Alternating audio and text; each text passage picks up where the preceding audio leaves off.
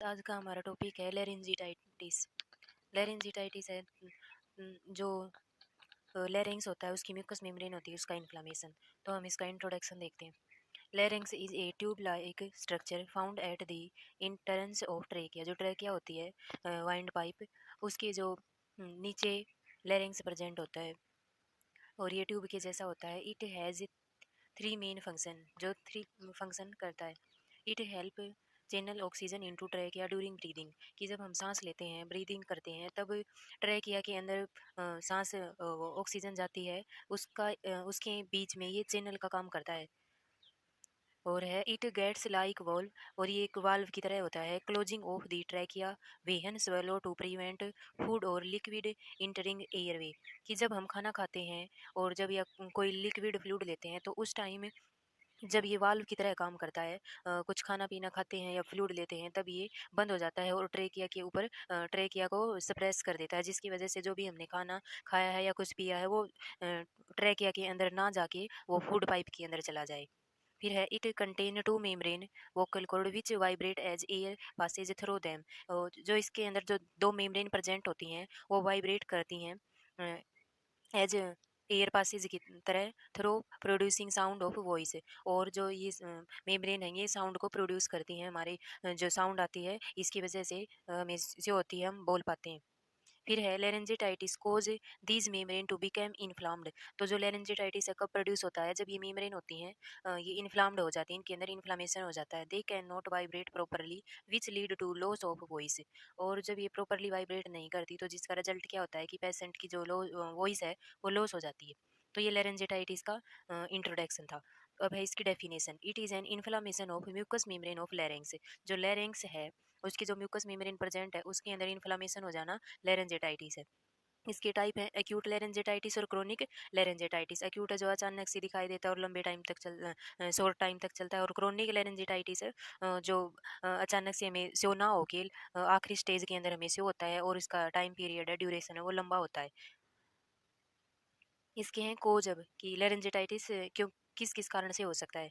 Viral infection, adeno virus, rhino virus, influenza virus, para influenza virus, ये virus हैं जिनकी वजह से लेरेंजिटाइटिस हो सकता है। बैक्टीरियल इन्फेक्शन है, स्ट्रेप्टोकोकल निमोनिया, जो निमोनिया का टाइप है, स्ट्रेप्टोकोकाई की वजह से होता है, उसकी वजह से हो सकता है। इन्वायरमेंट चेंजेज, इन्वायरमेंट ज़्यादा कोल्ड है, ज़्यादा ठंडा है, सर्दी का मौसम है और धूल मिट्टी ज़्यादा है, तो उसकी वजह से भी हो सकता है। स्मोक, डस्ट, केमिकल्स और पोल्यूटेड एनवायरमेंट। और पोल्यूटेड इन्वायरमेंट है, इन्वायरमेंट के अंदर ज़्यादा पोल्यूशन है, केमिकल है, स्मोक है, डस्ट है, तो ये सारे अफेक्ट कर सकते हैं सांस के द्वारा। हमारे लेरेंग्स को भी अफेक्ट कर सकते हैं जब हम ब्रीदिंग करते हैं तब। माल न्यूट्रिशन, अगर पेशेंट माल न्यूट्रिशन का शिकार है, क्रोनिक सिंसिटाइटिस हो जाए उसको। सिंसाइटिस हमने पढ़ा था, जो साइनस प्रेजेंट होते हैं नेजल कैविटी के अराउंड में, उनके अंदर इन्फ्लामेशन हो जाना, वो सिंसाइटिस था। और क्रोनिक ब्रोंकिटाइटिस, जो ब्रोंकी होती है, उसके अंदर इन्फ्लामेशन हो जाना, ब्रोंकिटाइटिस होता है। तो इन सारे कोज की वजह से लेरेंजिटाइटिस हो सकता है। फिर है इसके क्लिनिकल मैनिफेस्टेशन की पेशेंट के अंदर क्या क्या साइन सिम्टम्स हमें शो होंगे। अफ्योनिया है, कंप्लीट लॉस ऑफ वॉइस, वो वॉइस है वो लॉस हो जाएगी बिल्कुल ही। श्योर थ्रोट, उसके गले के अंदर छाले हो जाएंगे, फीवर हो जाएगी, उसको बुखार हो जाएगा। वोकल कॉर्ड स्वेल, जो वोकल कॉर्ड है उसके अंदर स्वेलिंग आ जाएगी, वो साइज में बड़ा हो जाएगा। डिस्पोनिया है, उसको सांस लेने में दिक्कत होगी। फिर है हॉर्सनेस, जो वोकल कॉर्ड है वो हॉर्सनेस जैसा शो होगा। मेल जैसे बेचैनी होगी, ड्राई कफ होगा। और डिस्फेजिया है, कि डिस्फेजिया होता है जिसके अंदर जो पेशेंट है उसके फिर ड्राई कफ, डिस्फेजिया और ड्राई कफ, ये दोबारा दे रखें, ये हो जाएंगे पेशेंट को। फिर क्लिनिकल मैनिफेस्टेशन के बाद में इसके diagnostic evaluation. Presence of positive manifestation, उसके पॉजिटिव साइंस को देखने के लिए हम लेरेंगोस्कोपी करेंगे। लेरेंग्स के अंदर लेरेंग्स को माइक्रोस्कोप के द्वारा हम देखेंगे, सीबीसी करेंगे। फिर है मेडिकल मैनेजमेंट के अंदर हम एंटीबायोटिक थेरेपी। इफ़ ये भी बैक्टीरियल इन्फेक्शन, अगर बैक्टीरियल इन्फेक्शन प्रेजेंट है, उसके लिए हम एंटीबायोटिक देंगे, जैसे अमोक्सिसिन, एजिथ्रोमाइसिन, एम्पिसिलिन और इरेथ्रोमाइसिन। फिर है कोर्टिकोस्टेरॉइड थेरेपी, इन्फ्लामेशन से प्रिवेंट करने के लिए देंगे, पेरिडेनिसोलोन। फिर एंटीपायरेटिक फीवर के लिए देंगे एनाल्जेसिक और एसिटामिनोफेन। फिर है एंटी ट्यूसिव मेडिकेशन देंगे, कोडीन और डेक्स्ट्रोमेथाजो मेथोप्लापेन।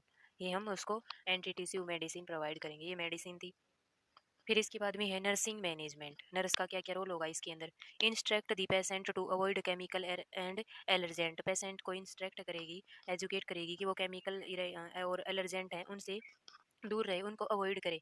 इनटेक प्लेंटी ऑफ फ्लूइड, उसे ज़्यादा मात्रा में फ्लूइड लेने के लिए कहेगी। Provide rest to patient, patient को प्रॉपर रेस्ट प्रोवाइड करने के लिए कहेगी। स्टीम इनहेलेशन, उसे भाप लेने के लिए कहेगी जिससे उसकी प्रॉब्लम ठीक हो जाए, जो स्वेलिंग आ रखी है वो कम हो जाए, म्यूकस इकट्ठा हो रखा है वो इजिली बाहर निकल सके। Provide nasal decongestant before giving food to patient, अगर उसकी जो नोज है वो रुकी हुई है, उसके अंदर ऑब्स्ट्रक्शन है, उसको सांस लेने में दिक्कत हो रही है, तो उस डिकॉन्जेस्ट को ठीक करने के बाद में ही उसको फूड प्रोवाइड करेगी। Instruct the patient to avoid smoking, patient को इंस्ट्रक्ट करेगी कि वो स्मोकिंग ना करे। मेंटेन वेल ह्यूमिडिफाइड इन्वायरमेंट, और उसको अच्छा इन्वायरमेंट प्रोवाइड कर देगी। इन्वायरमेंट के अंदर कोई पोल्यूटेंट प्रेजेंट ना हो, उसे प्रॉपरली ऑक्सीजन प्रेजेंट और वो अच्छी तरह से सांस ले सके, ऐसा इन्वायरमेंट पेशेंट को वो प्रोवाइड करेगी। और जो भी मेडिसिन डॉक्टर ने प्रिस्क्राइब्ड की है वो उसे प्रोवाइड करेगी। साइकोलॉजिकल सपोर्ट प्रोवाइड करेगी। नर्सिंग मैनेजमेंट आप अपनी मर्जी से काफ़ी सारे लिख सकते हो। आज हमने पढ़ा लेरेंजेटाइटिस। इससे रिलेटेड अगर आपको कोई भी डाउट हो तो आप मुझसे कमेंट करके पूछ सकते हैं। Thank you.